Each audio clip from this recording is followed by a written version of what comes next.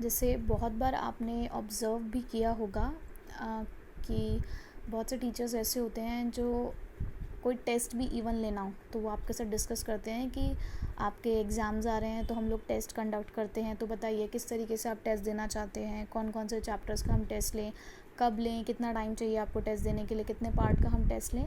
तो यानी कि चाहे छोटा से छोटा डिसीजन भी क्यों नहीं है, वो लीडर आपके साथ मिलजुल कर रहता है और आपके ओपिनियंस को रिस्पेक्ट करता है कि अगर कोई स्टूडेंट कह रहा है कि हम इस तरीके से काम को करना चाहते हैं, या अगर कोई कह रहा है कि मैम हमें इस तरीके की प्रॉब्लम है, तो वो अपने कान नहीं बंद करता अपने फॉलोअर्स की प्रॉब्लम से। वो उन सिचुएशंस को सुनता है और उसको सॉर्ट आउट करने की कोशिश करता है उन प्रॉब्लम्स को।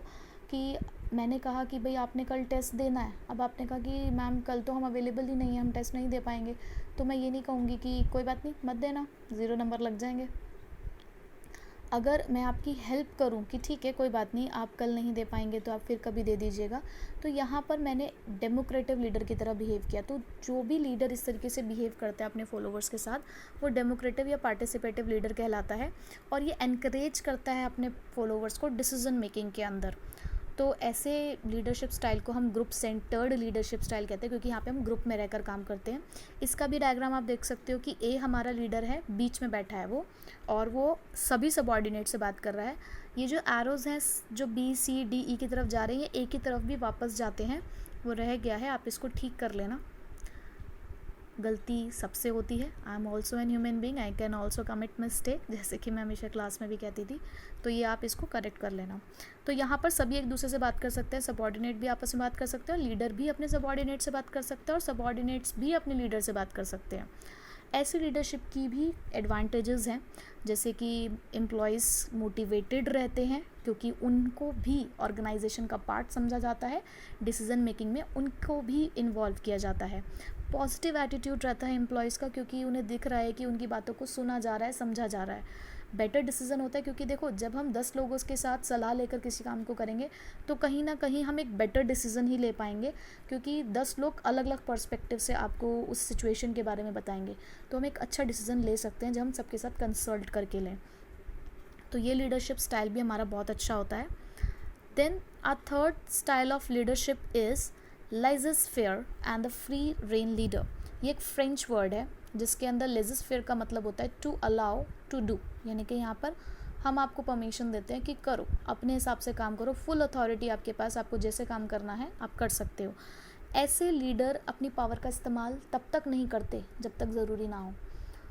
फॉर एग्ज़ाम्पल कि आपको एक प्रोजेक्ट असाइन किया गया और हमने कहा कि उस प्रोजेक्ट को आपको कंप्लीट करना है, आपके पास फुल अथॉरिटी है कि आप किसी भी तरीके से इस प्रोजेक्ट को कर सकते हैं। अब उसके लिए आप जो भी काम करना चाहें, आप जो भी आपको हेल्प चाहिए हो वो आप करो, आपको मिलेगी। बट लीडर इंटरफेयर बिल्कुल नहीं करेगा आपके उस काम में। वो सिर्फ तब करेगा जब उसे लग रहा है कि मामला कुछ ज़्यादा गड़बड़ होता जा रहा है। अगर उसे लगा कि आपने कोई ऐसी एक्टिविटी कर दी जो ऑर्गेनाइजेशन के लिए कुछ हार्मफुल हो सकती है, तो वहाँ वो इंटरफेयर करेंगे। जैसे कि अगर मैं अपने स्कूल का एग्जांपल लूँ, तो हमारे स्कूल का मैनेजमेंट हम टीचर्स को अथॉरिटी देता है कि अपने सब्जेक्ट को हम अपने अकॉर्डिंग हैंडल कर सकते हैं, या अपनी क्लास को हम अपने अकॉर्डिंग हैंडल कर सकते हैं। वो हमारे काम में इंटरफेयर नहीं करते अनलेस और अनटिल, जब तक हम कोई ऐसा काम ना कर दें जो उस स्कूल की रेपुटेशन पे बात लाए या जो किसी बच्चे के फ्यूचर पे बात ले आए। जब तक हम ऐसा काम नहीं कर देते तब तक मैनेजमेंट अपनी उस पावर का इस्तेमाल नहीं करता है। तो ऐसे लीडरशिप जो होती है वो भी बहुत अच्छी मानी जाती है, क्योंकि यहाँ पर फॉलोवर्स को इंडिपेंडेंस मिलती है, जिससे वो फ्री फील करते हैं और अपने काम को और बेटर तरीके से कर पाते हैं और सेल्फ रियलाइंट भी बनते हैं। हम अपने काम के लिए अपने ऑब्जेक्टिव्स खुद बनाते हैं और उसको अचीव करते हैं।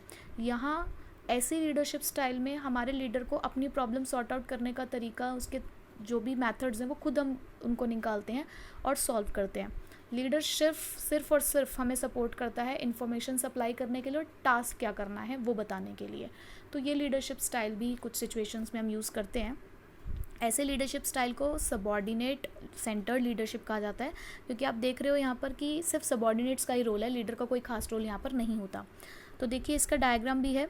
लीडर बिल्कुल अलग है, A B C D E आपस में लगे हुए हैं काम करने के लिए, आपस में कंसल्ट कर रहे हैं एक दूसरे के साथ। तो इसीलिए इसको सबॉर्डिनेट सेंटर्ड कहा गया। इसके एडवांटेज, ये एक इंडिपेंडेंट डिसीजन मेकिंग को प्रमोट करता है, यहाँ पर हम अपनी मर्जी से डिसीजन ले सकते हैं। ये सबॉर्डिनेट के बीच में इनिशिएटिव डेवलप करता है। इनिशिएटिव मीन्स खुद आगे बढ़कर काम करने की जो एबिलिटी है उसको डेवलप करता है। मोर ऑटोनॉमी, ऑटोनॉमी मीन्स फ्रीडम, सबको पूरी ऑटोनॉमी मिलती है, पूरी फ्रीडम मिलती है कि अपने काम को वो कर सकते हैं। ज़रूरी नहीं है कि हर एक लीडर का बिहेवियर इस सेम तरीके का ही हो। एक लीडर तीनों तरीके की लीडरशिप स्टाइल को भी यूज़ कर सकता है, क्योंकि डिपेंड करता है सिचुएशन पे और टाइप ऑफ फॉलोअर्स पे। कई बार हमें स्ट्रिक्ट भी होना पड़ता है कुछ सिचुएशन में, जहाँ पर आपको बिल्कुल अलाउ नहीं करते कि आप अपने तरीके से कंडक्ट करें किसी भी चीज़ को। कई बार हमें आपके साथ मिलकर भी काम करना पड़ता है, क्योंकि बहुत सी सिचुएशंस ऐसी होती हैं जहाँ पर हमें आपको सुनना है। कई बार ऐसी सिचुएशन भी होती है कि जहाँ पर हम आपको फ्री भी छोड़ देते हैं कि आप अपनी मर्ज़ी से अपने काम को कर सकते हैं। तो एक लीडर दोनों तरीके की लीडरशिप स्टाइल को भी फॉलो कर सकता है। It depends upon the situation और द टाइप ऑफ फॉलोवर्स और the personality of a leader. Okay, कहीं ना कहीं आपने इन तीनों लीडरशिप स्टाइल को आपने देखा होगा, आपने फील किया होगा, और अब इस कॉन्सेप्ट को समझने के बाद आपने उन टीचर्स को नाम भी दे दिया होगा। तो अब से ऐसे मत कहना कि वो खड़ूस टीचर है, आप उसको कह देना कि ये तो ऑटोक्रेटिक टीचर है, वो देखो ऑटोक्रेटिक सर या मैडम आ रहे हैं। तो आपको एक नेम मिल गया उन्हें देने के लिए कि देखो वो डेमोक्रेटिक वाले सर और मैडम आ रहे हैं। तो इस तरीके से उन्हें अच्छे से एक नाम देना, वैसे उनको खड़ूस वड़ूस नाम मत दीजिएगा, ठीक है।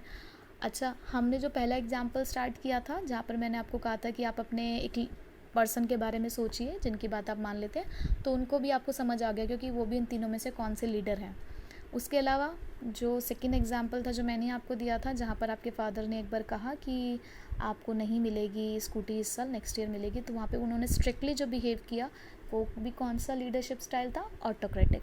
तो इस तरीके से अब आप लोग आइडेंटिफाई करिए कि आपने लाइफ में कौन कौन से ऐसे टीचर्स हैं जिनको आप ऑटोक्रेटिक, डेमोक्रेटिक या फिर फ्री रेन लीडरशिप के अंदर आप काउंट कर सकते हैं।